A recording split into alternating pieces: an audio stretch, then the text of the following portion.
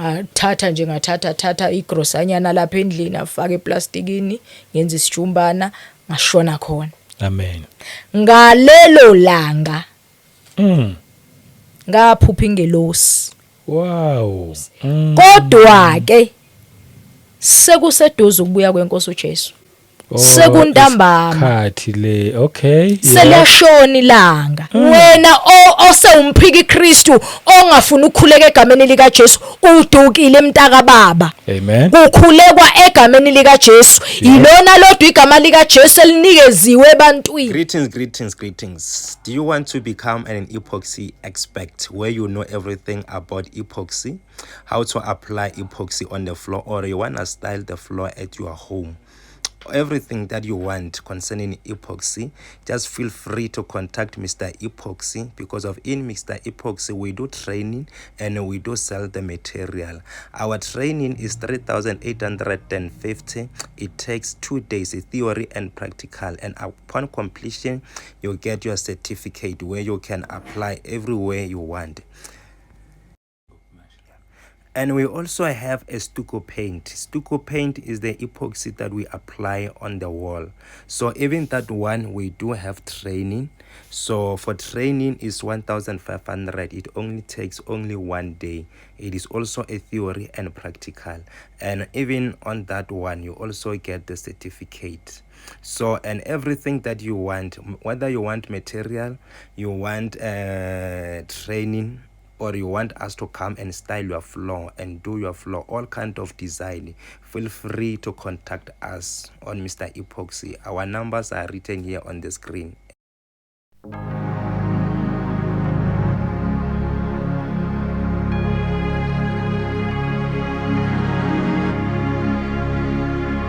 Welcome once again kwiKota2 Media. Igama lami ngumduduzi ngwakaShabangu.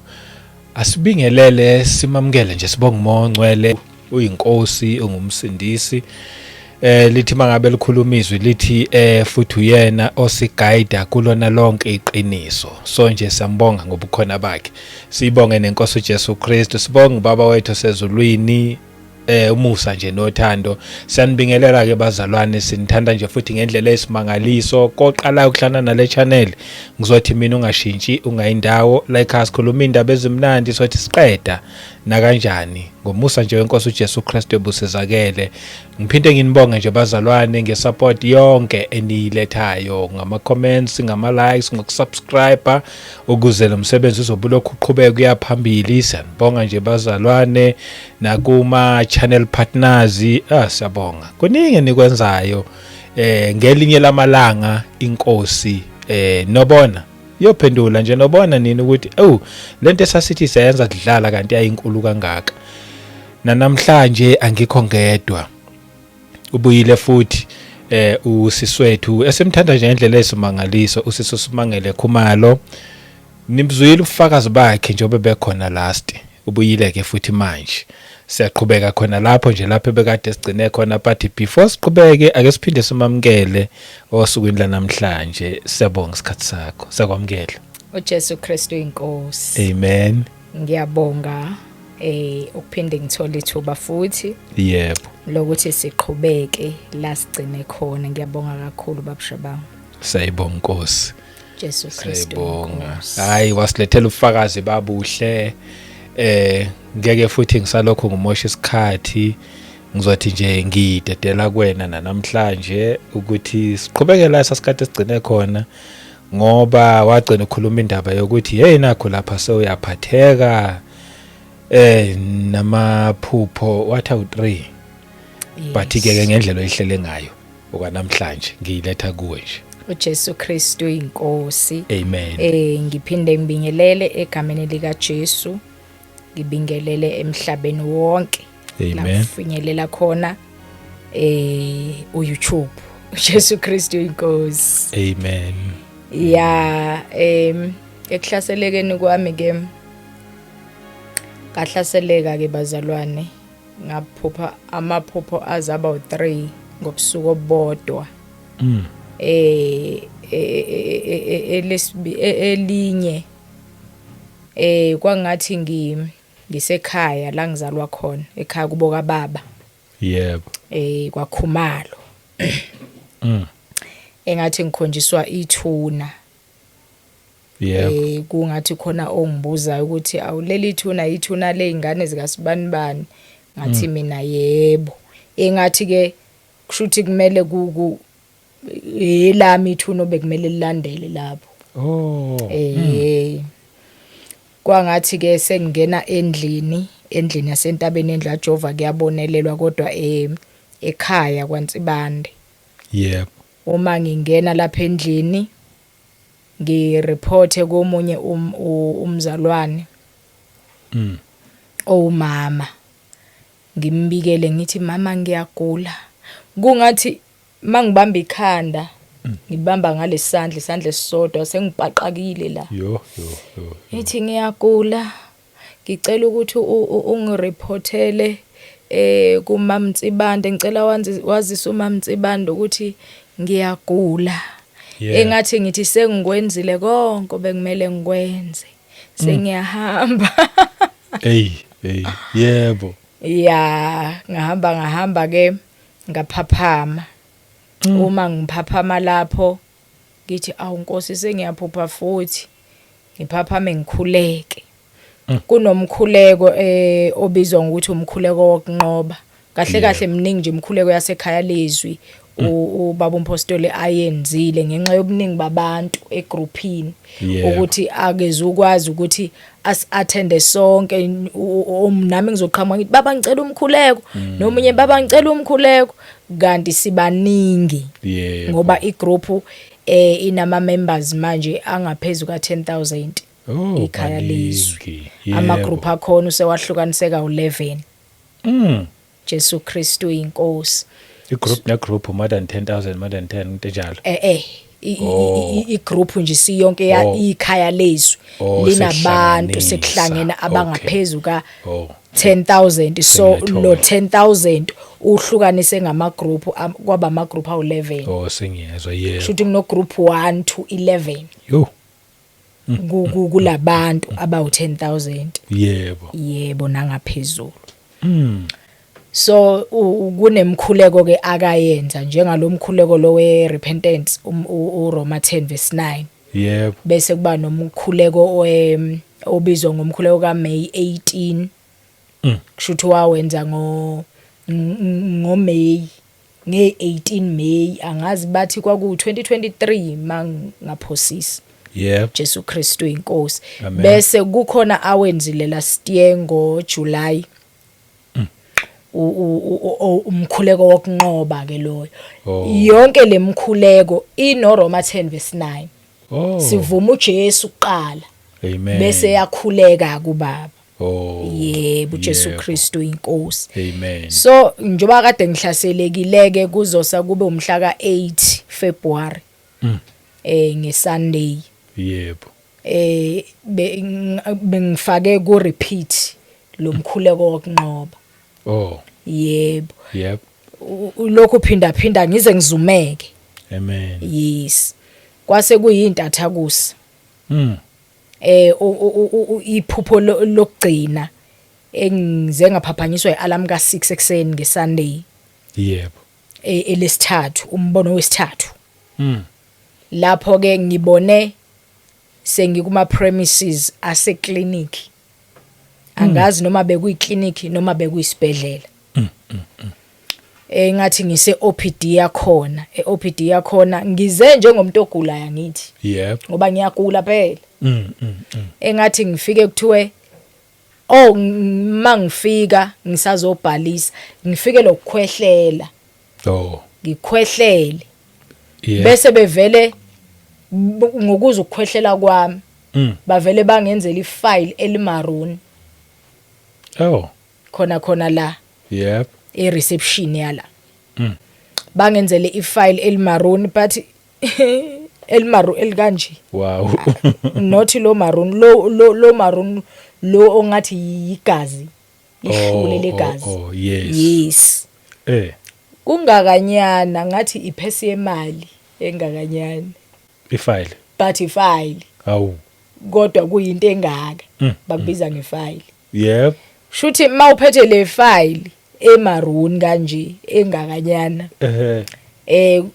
kumele uye egumbini lakhona yebo la uzofika uxilongwe khona yebo bese kunegazi lana eOPD la reception ngilo ngithi uJesu Kristu inkosi ngize ngihline uJesu Kristu inkosi ngiyathela phezulu kwaleli igazi labantu kusho ukuthi abalethwa abelimele la eclinic bese ngibuka ukuthi indlela eya kuleli gumbo okuthiwa ngiyekilo indlela enqamlelayo idlula ematernity elabor ward bese ngithi nje angihlanga nje negazi labantu abadetayo ngeke ngiyonqamlela lapha ya elabor ward ngcono ngiphume ngihambe egcekeni la kule clinic le noma kulesi sibedlela yebo ngiphume nakhona la kuma premises kungcolile la ngihamba khona kugcwele igazi labantu yebo hamba ngilo ngithi uJesu Kristu inkosi ngizacile lapha embonweni Jesu Kristu inkosi yebo ngihlangane ne-male nurse angisazi noma ngayibingelela noma ngiyibingelelanga kodwa yadlula yebo emva kwalokho kwaba nomgodi lo mgodi ukhandwe ngama blocks kokelezelwe ngama blocks like i-drain kodwa i-drain engenaso isefo phezulu noma isivalo phezulu yebo kumgodi ojulile and angwazi lo mgodi ujule kangakanani but lento ikhandwe njengethuna yebo kunanamalongwe awomile la igcekeni kungcolile nje kungcolile bese ngifike ngiwele eduze kwalomgodi lento engiphethe le file ivela ingene kulomgodi by mistake ingene kulomgodi bese ngithi mina hawe kungene nalamalongo ukuthi asesithathwe yini aqoqwe yini azongena la kulomgodi ngiphenya ngithi we ngizofike ngivezeni ke lapho kuthiwa ngekhona kuleli agumbi waphela manje lento seyiqathakelela and lo mgodi angwazi ukuthi ujule kangakanani angikwazi nokuthi ngikhiphe lamalongo ngicinge lento ngoba angwazi umgodi lo ujule kangakanani ngavele ngayiyeka ngaphaphama ngiphaphanyiswa ialarm ka6 ekseni yebo mangithi hawo sengiyaphupha futhi phuphela ibhlungu kangaka kanti ukusinda kwami angithi angibanga safinyelela lapha phela kudokotela yebo lento lefile abanginike yona ivele yangena kulomgodi wethuna ojulile wagqitshwa ilamalongo angangakwazi nokuthi ngingayikhipha kanjani shuthi nje ifile lami livaliwe shuthi awusaguli angazi noma sengisindile noma kuyisima kanjani kodwa nje ngaphaphama ngaba buhlungu ngithi sengisemagcekeni asesibedlela elinyatheli kahle kahle usathana nje kushuthi wayizongilanda wayefuna nje ukuthi nje le ndaba eqalayo ukuthi kwakhiwe ibandla la iphele impela kanti ugejileke icebo likaNkuluNkulu alivinjwa yebo yes wow kwahamba kayi uNkulunkulu wangisindisa ke amen emva kwalokho before 7 ngihlaselwe isisu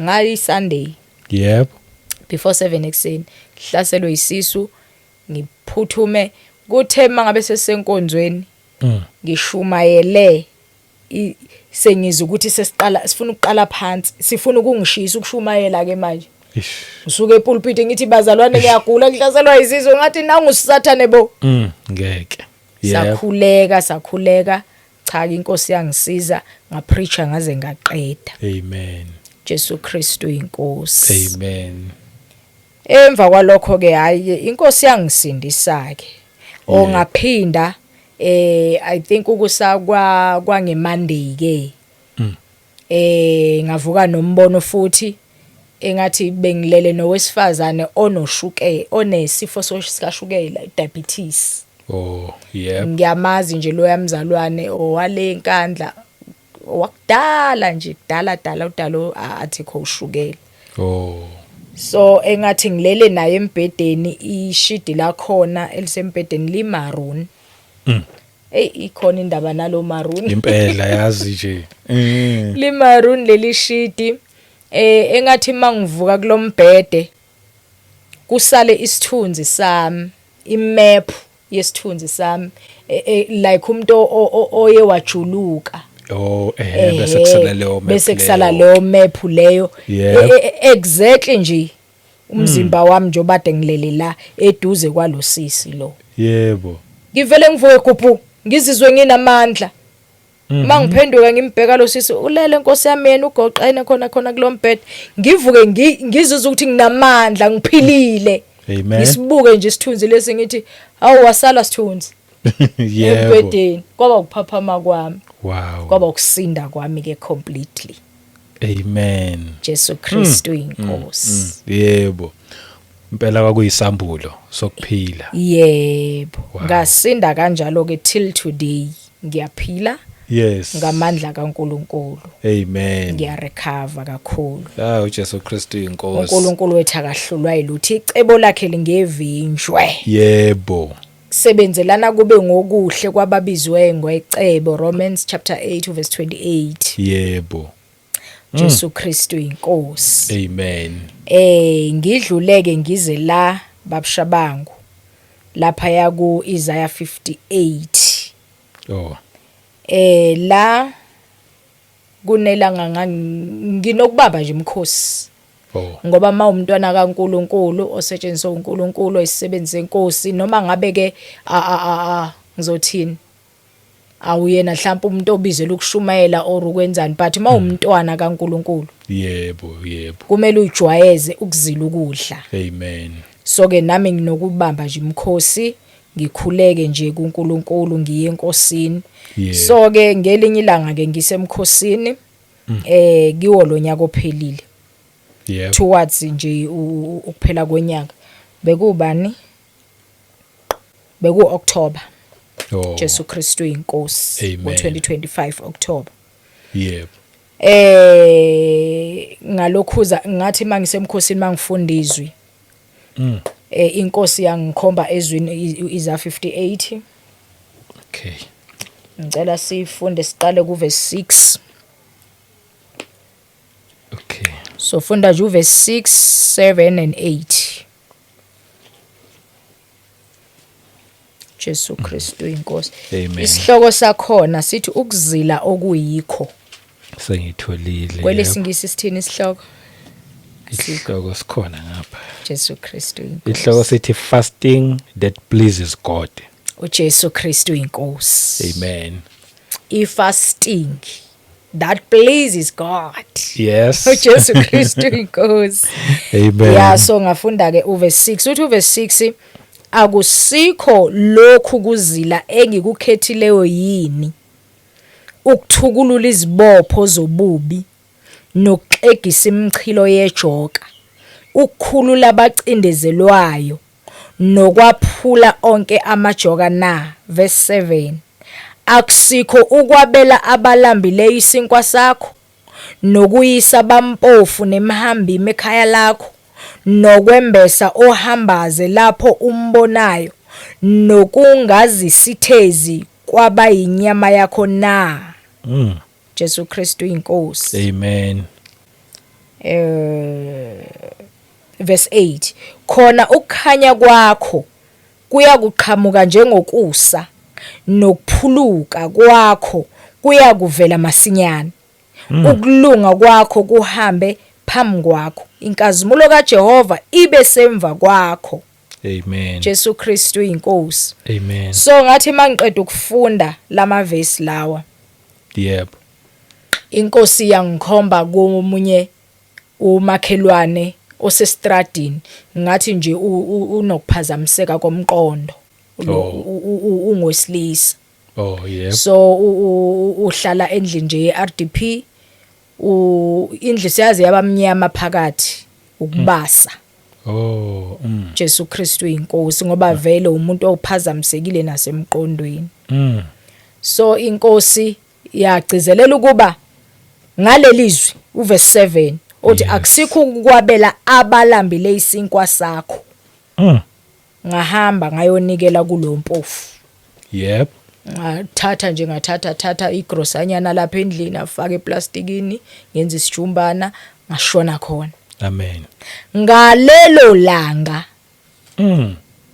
ngaphupha ingelosi. Wow. Jesu Kristu inkosi. Amen. Ikhanya ekhoneni lomuzi lokulesi strati sami ulapha yangasekhoneni. Amen. Ngalobo busuku nganikele emini kwathi ebusuku ngabona umbono wengelosi ikhanya lapha ngasekhoneni ngakulomuzi. Emva kwalokho yasuka yagxumela ekhanda lami inamaphiko bazalwane. Amen. Ikhazimula ikhanyisa. Amen. Yagxumela ekhanda lami ngaphaphama. Amen. U-October ngesikhathi kwenzeka leyo nto leyo. Yebo. Kuthe mhla ka 31 October. Bafika abazali bami bakamoya. Oh wow. Jesu Kristu inkosi. Oh, amen. Kwaba ukuthengwa komuzi. Oh, engihlala okay. kiwo. Wow. Kwaba ngowami. Jesu Kristu inkosi. Isimanga singaka. Ngeke ngichazeke ukuthi uNkulunkulu wangithengela ngaluphi uhlobo. Yebo. Kodwa nje uNkulunkulu nge-31 October wangithengela umuzi uJesu Kristu inkosi. Ngenxa yokuthi ngiye ngenza izwi lokuthi mawusemkhosini. Amen. Ukuzila okuyikho. I-fasting epleaser uNkulunkulu. Amen. Nikela kwabampofu. Yebo. Ngenisa imhambime ekhaya lakho. Amen. uJesu Kristu inkosi. Injalo. Amen. So ke mina uNkulunkulu izwi lakhe uyalifeza abazalwane. Yo. Upart 2 wami babushabanga uzukuba mude namhlanje. Yebo. Jesu Kristu uyinkosi. Amen. And then sengizoqeda. Okay. Ngase ngiqothuke nezinwele njalo. Ziqothulwa Ngesikhathi ngizofika la ukugula. Ngingakaphumi kulo yamuzi. Oh, yeah. Ngiqothuke ukhakhayi bazalwane. Ayibo. Isaiah chapter 3 verse 16. Kwakunzima kakhulu. Jesu Kristu inkosi. Yabona isandla sikaNkulunkulu mangabe sikuhlupha. Ukushaya uJehova nanoma ngabe yini kodwa akakubulali ngoba usuke kahle ekwethusela ukuthi waya bophuma mntanami la ukhona. Awubhilongi lapho ukhona phuma. Amen. Akushaye ngenhlupho njengofaro. Yebo. Ukuze adedele abantwana bakaNkulunkulu bahambe eGibhithe. Amen. Jesu Kristu inkosi. Amen. Isaiah chapter 3 verse 16. Okay. Isihloko sakhona sithi ukulahlwa kwamadodakazi aseSiyoni. Wathi futhi uJehova ngenxa yokuba amadodakazi aseSiyoni eziphakamisa ehamba elula izintamo eqhikiza amehlo eqhwayiza Jesu Kristu inkosi ehamba ecokama ekuhambeni kwawo ekhenceza ngezinyawo zawo. Ngalokho inkosi verse 17 ngalokho inkosi iyakuzenza izimpandla izinkakhayi zamadodakazi aseSiyoni uJehova wanqunise.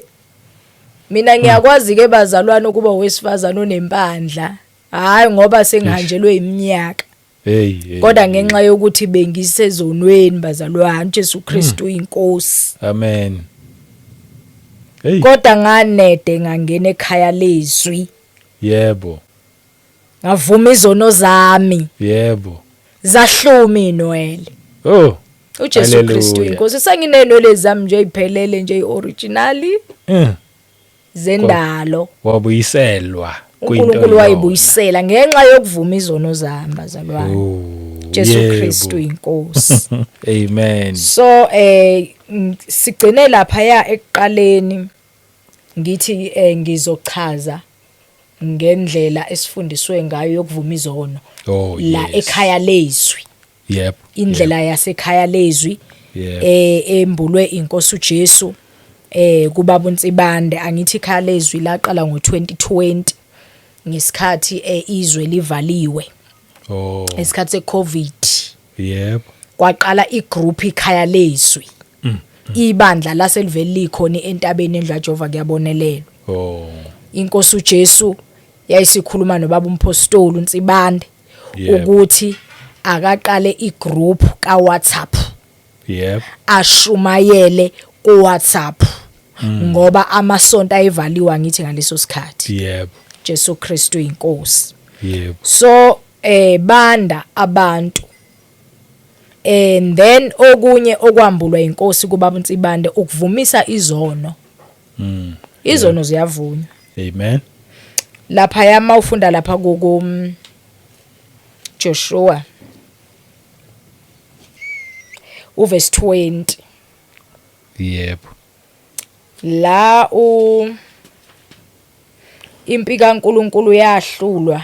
Abantwana bakwaIsrayeli bahlulwa bebekade beyempini ngenxa yokuthi phakathi kwabo umuntu lo uAkhan. Yep. Wayethe uNkulunkulu abahambe babulale konke bangathathi lutho empangweni yaleso sizwe leso ababekade beyolwa naso.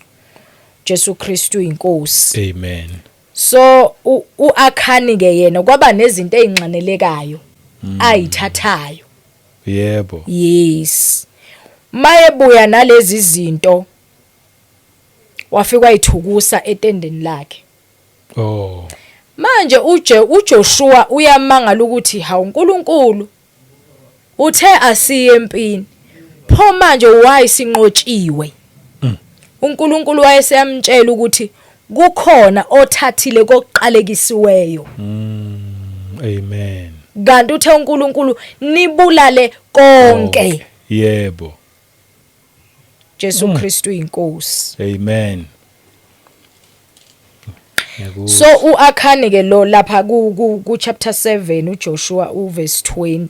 Yebo. Kuthi ke uAkhan wamphendula uJoshua wathi kuyiqiniso ngonile kuJehova uNkulunkulu kaIsrayeli ngenza ukuthi nokuthi. Okay, ngicela sikhuphukele lapha ngenhla ukuthi uJoshua wayekade ebuze umbuzo othini.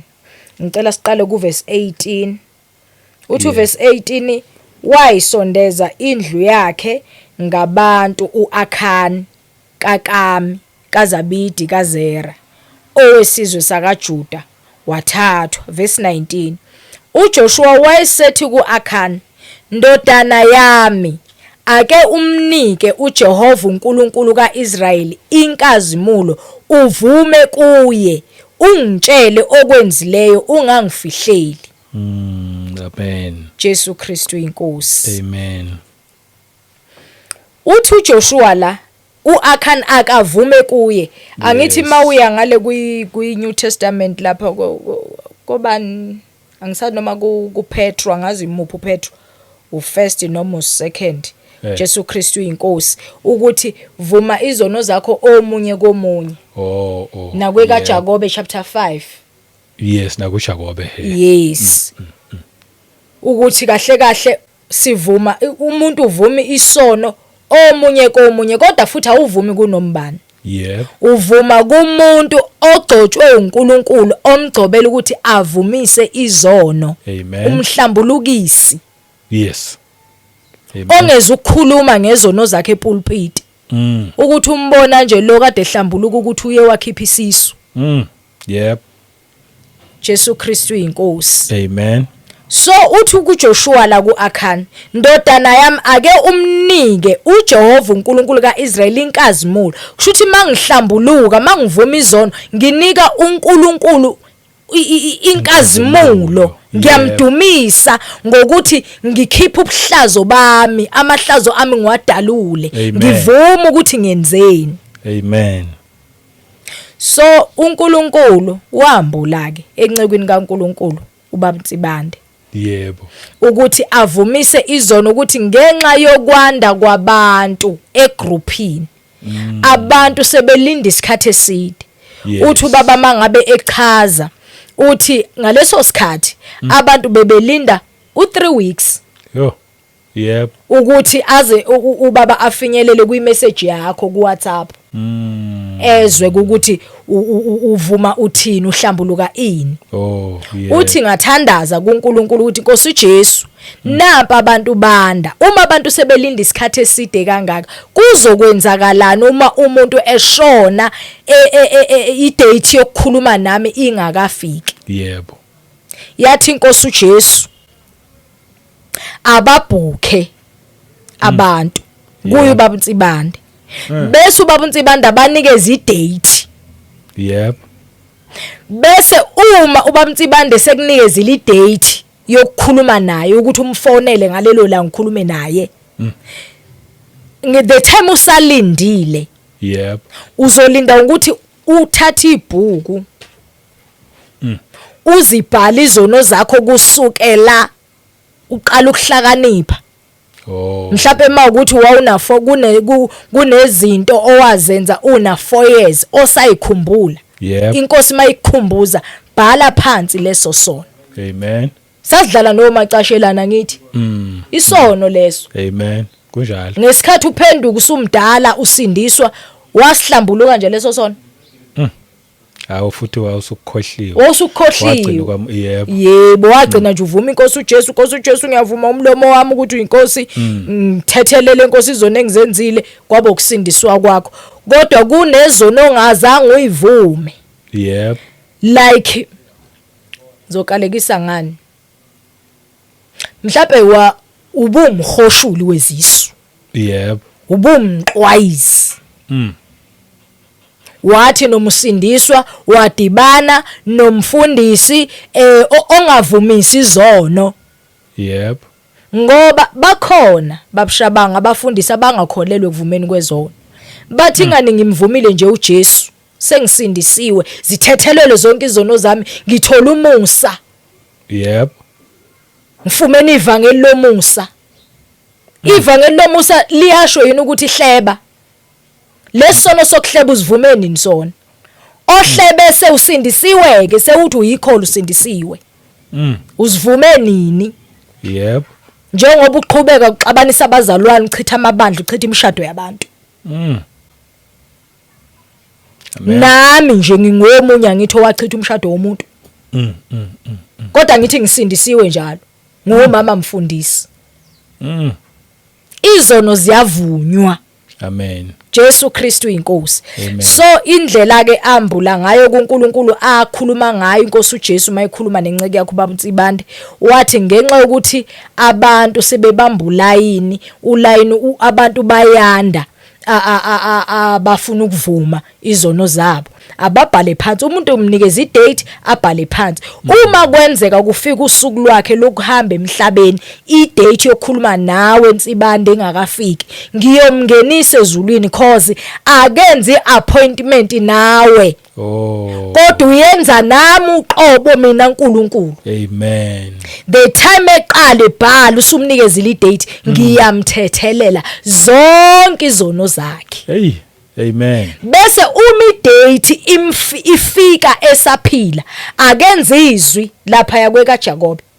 Akenze izwi lokuthi avume ke phela omunye komunye. Okay. Yebo afeze izwi lokuthi ngabhuka ngathi wanginikeza le date seyifikile idate baba nazi izono zami ngizibhalile uqala uyilande over the phone. Ngiyakuzwa. Uma kwenzeka kufika usuku lokufa yebo idate yakhe ingakafiki uzongena ekhaya ezulwini yebo ngoba ufana nomuntu osevumile nedwa kulayini ngenxa yobuningi babantu. Hayi cha iyezwakala. The time usalindileke uyasibhala isono sakho futhi yenza sure Inkosi yami ukuthi iyakukhumbuza. Hayi yenza sure. Yep. Masivuka nje sona Inkosi ikukhumbuza. Hosha ibhuku lakho. Ubhale. Bhala. Amen. Fana nokungenela ulayini. Isono ungenela ulayini. Uthola ukuthi abantu babambulayini baye ebank mhlambe ngempule ufika wena ukhuluma nomuntu ole phambili ngisacela ungifaka mhlambe kulayini wasesitolo oyothilini ngisacela ungifaka laba bona bajampa yabajahile yini Hey. Ngoba kwangehlela ke lokho last year. Sengazi. Ngiliphethe nebhuku lami lezono hlala lila ebhegini yami eShoprite eNewcastle eDrobheni. Kwakuyilanga legrant. Yep. Mina ngihola ngekhadi laseNedbank. Abanye ngithi bahola ngamakhadi lawa akaSASSA o EasyPay. Yes. So ngiye nengqondo yokuthi ngiyazi ukuthi laba bamakhadi akwaSASSA no EasyPay uline ubanjwa phandle. Oh. Ningeniswe umsebenzi waseShoprite ngolayini. Yep. Kuba nje namathili abantu abazohola ngelanga legrant. Yes. Bese ngingene mina phakathi eShoprite angithi ngiyane attendance ukuthi ngijwayele ukuyenza lento. Ngisho ngingakabike ekhaya lezi bengiyenza lento okuvele ngishiya uline phandle. Yep. Ngizobamba uline ngaphakathi ethilini ngithi ngicela ucashback. Yebo. Ngikwenzeke sekusekhaya lezwi. Ngingene ngaphakathi ngisho uline phandle ngifike ngikhulume nosisi waseShoprite ngithi mina ngiphethe ikhadi laseNedbank ngizocela ucashback. Yebo. Lo sisi angifake elayinini usisi waseShoprite. Athi ngingayiphandle ngoba vele akazi noma ngizohola igrant. Abuze uzohola igrant na ngalelo khadi. Ngithi yebo isigebengu sekholo. Yebo Ngivume angivumanga ngathi cha. Ngaphika baba isigebengu sekholo. Uzohola igrant na ngalelo khadi lakho laseNedbank. Ngathi cha ngifuna ucashback. Yezwani ukuthi sengiyaphika angithi ngiqamba amanga. Yeah impela. Kodwa ngithi ngumzalwane. Yebo. Ngizokulipha izulu. Obvious mangafa la ngingazivumile leso sono ngizosihogweni. Kanti ngitheni ngisindisiwe. Yebo. Ngikhuluma nalabantu abababa abayibiza ngabazalwane abaphika ukuvunywa kwezono. Ukuthi ngani ngisindisiwe nje. Mangenzile isono ngiye ekamereni lami ngiyothandaza kuNkulunkulu ngithi inkosi ngicela ungithethelele angeke uzwe uNkulunkulu lo mkhuleko wakho. Isaiah chapter 59. Yeah. Isandla sika Jehova sifinyezi ukuba singasindisi nendlebe yakhe ayinzima ukuzwa kodwa ububi benu bubusithile ubuso bakaNkulunkulu.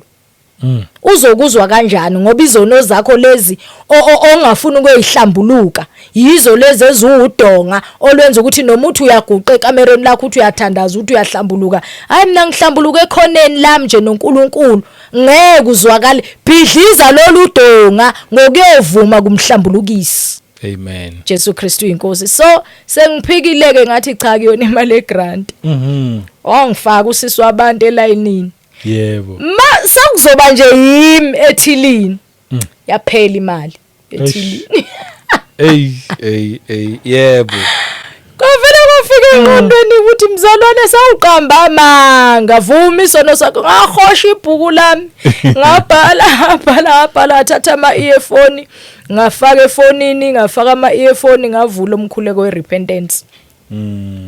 So ngizama ukuchaza la ukuthi the time usalinde ukukhuluma nenceka kaNkulunkulu babtsibantu usalinde idate yakho the time uqhubeka uyibhala izono zakho kumele ukuthi uma uqeda ukusibhala isono bese uvula umkhuleko wabaseRoma 10:9 uvuma inkosi uJesu repent. Amen. Ukuze noma kufika usuku lokudlula emhlabeni idate yakhe ingakafiki ngenxa ukuthi uyakhuleka lo mkhuleko ngoba kwasho inkosi uJesu ukuthi baba uNtsibande yenza lo mthandazo lo wokuthi abantu babhala izono zabo umuntu athandaze lo mkhuleko asho emva kwakho avuma inkosi uJesu. Amen. Yes.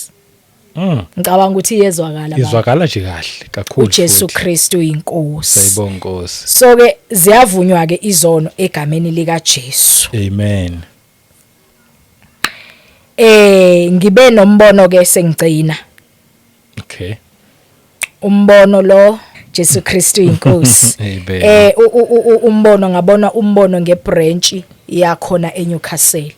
Ayikakhiwa ngithi. Yep. Kusalungiswa nje isite ukuthi kuhlelenjwe kahle ukuze kwakhiwe. Jesu Kristu inkosi. Amen. So mina ngabona umbono before i31 October. Yes. Mangibona lo mbono ngibona ngisembonweni engathi ngisekwakhiwe indlu yebandla. Oh. Inane stage lapha phambili. Yeah. Nane pulpit leli elistand. Yeah. Yes. Engathi ngilungiselela inkonzo. Ukuthi ngiqala inkonzo ngesikhathi senkonzo, ngiyacleana kahle kahle, ngiyadasida nepulpit, ngiyacleana nje. Bese kuza ngibona abantu bengene egateini beze enkonzweni. Yeah. And bafika early. Abantwana engibaziyo bakomunye umzalwane ongasekho emhlabeni. Oh. Esasikhonza esaphenduka kanye naye enkandla. Amen. Bayeza bayaqhamuka, ngihleke ngedwa ngibhizi ngidasida lapha yangiklina, ngithi i-report izojabulisa ke namhlanje. I-report kushuthi njalo after church sihambisa i-report ku baba umpostoli as abafundisi bama branches ukuthi ebandleni ngalelo langa inkonzweni besiba ngaki. Oh yebo. Yes, ukuze azobona umsebenzi kaNkuluNkulu uyakhula noma ushona phansi. Yebo. Kube ukuthi kumele anxuse ibranch mayishona phansi, kumele ayinxusele. Oh. Njengomholi webandla. Amen. uJesu Kristu inkosi. Amen. So ke la embonweni ke ngibabone ke abantu beza bengena. Bebaningi kukhona nodade wethu. Oh. Engimlamayo siba u2 nje kumama. Yebo. Bese ngibone nobaba wami uKhumalo. Oh. Jesu Kristu inkosi. Ubaba wami ke umfundisi waseZion bazalwane. Yebo. Jesu Kristu inkosi. Amen. And then ke mabeza bengena ngokuthi bafike early. Bangene bahlala la ezihlalweni. Kwadingeka ukuthi ke ngiqede ukucleana mina la ngiphume ngiyogqoka. Ngizobuya ngizofaka inkonzo. Yep.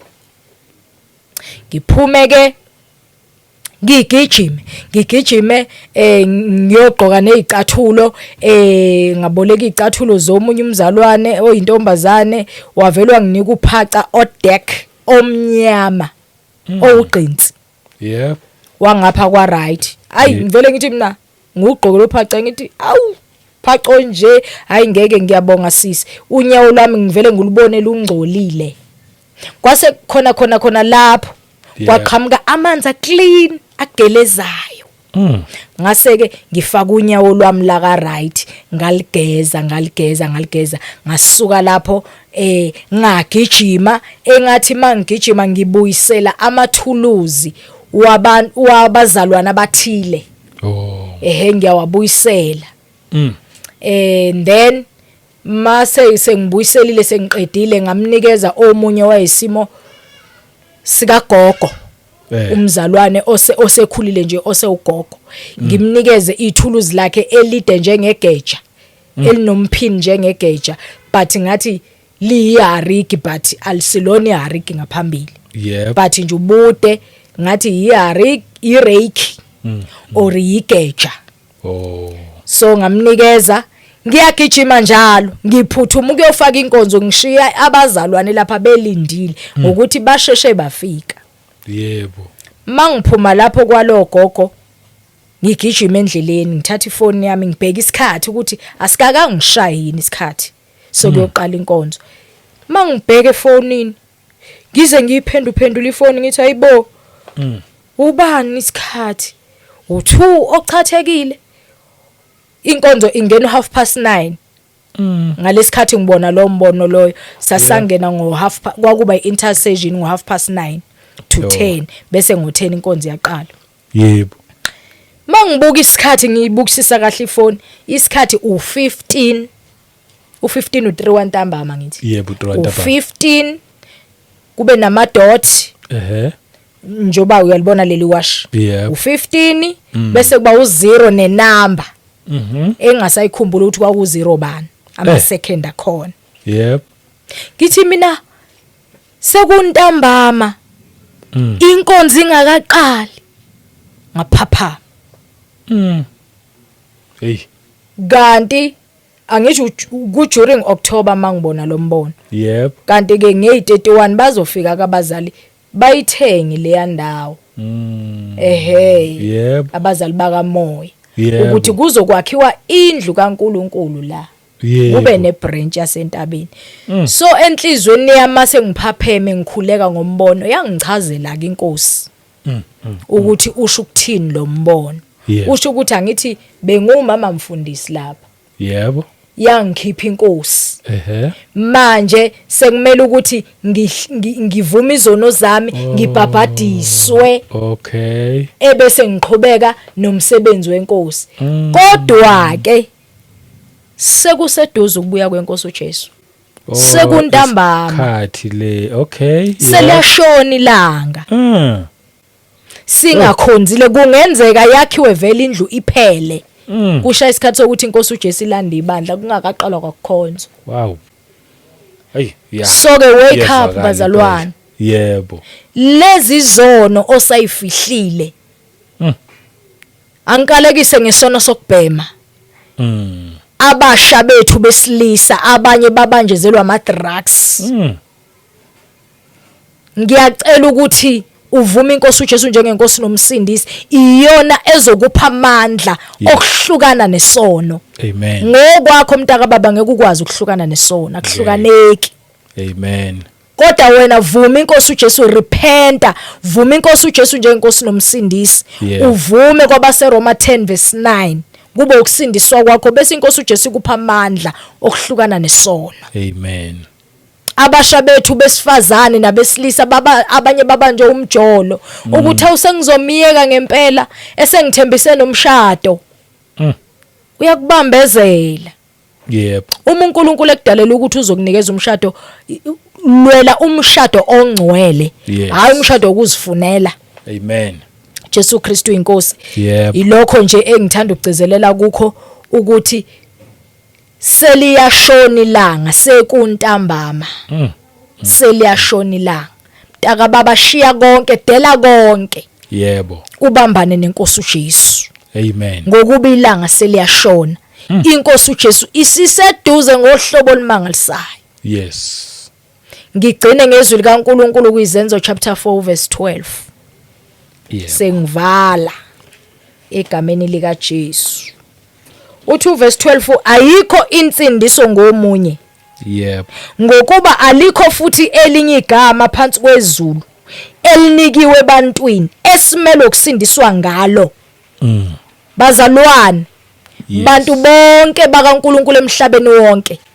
Ayikho insindiso ngomunye, ingoJesu Kristu kuphela. Amen. Ngokuba likho futhi elinye igama elinikeziwe ebantwini, kodwa igama lika Jesu esimele ukusindiswa ngalo. Amen. Wena osakhothama komunye uNkulunkulu, osabiza omunye uNkulunkulu, osakhuleka egameni lomunye uNkulunkulu, wena osewumphiki Kristu ongafuni ukukhuleka egameni lika Jesu, udukile mntaka baba. Amen. Kukhulekwa egameni lika Jesu, ilona lodwa igama lika Jesu elinikeziwe ebantwini esimele ukusindiswa ngalo. Phenduka mntaka baba, ungakhuleki kwabanye uNkulunkulu. Uthi uNkulunkulu ku-Exodus chapter 20 kuneverse elithi ungabi nabanye uNkulunkulu ngaphandle kwami, kusho uJehova bazalwane. Yes. uJesu Kristu inkosi. Ngiyabonga babushabanga, ngicela ukuyivala lapho. Jesu Kristu inkosi. Yena yedwa. Hey, wayivala kamnandi. Wayivala ngenothi eliphezulu. Siyabonga kakhulu. Buhle lobufakazi. Futhi usuqede konke. Thatha uJesu.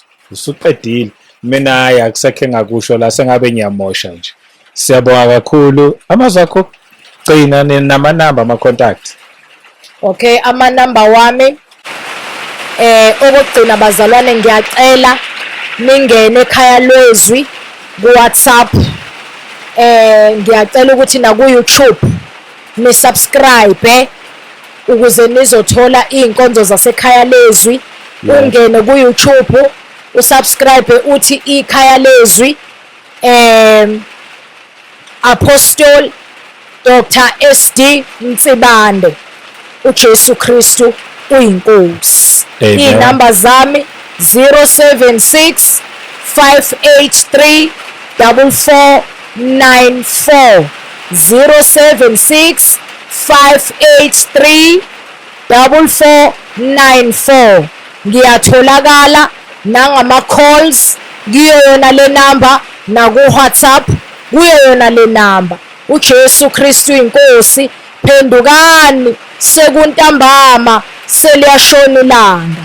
uJesu uyabuya masinyane. Uma ungazivumela izono zakho, ungahlukene nezono zakho, uzofa uhambe esihogweni. uJesu Kristu inkosi. Maye kwabazosala ekuhlithweni kwebandla, inhlupho eziyofika ngaleso sikhathi. Inkosi uJesu silisusile ibandla layo, seyihambile. Kungasekho ukuthi usindiswe ngegazi likaJesu, uyofa ungene ezulwini ngegazi lakho. Phenduka mntaka baba, kusenethuba. uJesu Kristu inkosi. Philip chapter 2 uverse 11. Ngiyanithanda nonke. uJesu Kristu inkosi. Amen. Amen, amen. Siyabonga kakhulu. Siqolise nje ngesound yemvula ekugcineni, but i-message izwakele futhi inhle. Siyabonga isikhathi sakhe, inkosi ayiqhubeke lokhu ikusebenzisa, ikubusise nje kakhulu. Jesu Kristu inkosi. Amen. eNyukhasela bazalwane, seyikhona ibranch abafisa ukuzohlanganyela. Siyakhonza njalo ngesonto, inkonzo iqala ngo-10 ekuseni. Amen. uJesu Kristu inkosi. Osizweni wehla esitolo kwaSam, Sam Tuck Shop. Uzobona uApollo, wehla ngaleso strato esino-Apollo, uyovinjwa umkhukhu o-green, ujike ngo-right wakho emzini wesi-4. uJesu Kristu inkosi. Noma ubuze nje einganeni kubantu estradini, ubuze kwaJesu Kristu inkosi, uyoze uyongena phakathi egcekeni. uJesu Kristu inkosi. Amen. Amen. Siyabonga babashabanga. Siyabonga kakhulu. Yebo, inkosi iphinde inibusise nje nonke emakhaya. Sinithanda ngendlela esimangaliso, ayingcine. Siqhubeke nje bazalwana, akukho la singakhona, so lokhu hleli sisho sethi uJesu Kristu inkosi. Ngomusa wenkosi ethu uJesu Kristu, asiphinde futhi sihlangane kwivideo elandelayo. Amen. Jesu Kristu inkosi. Amen.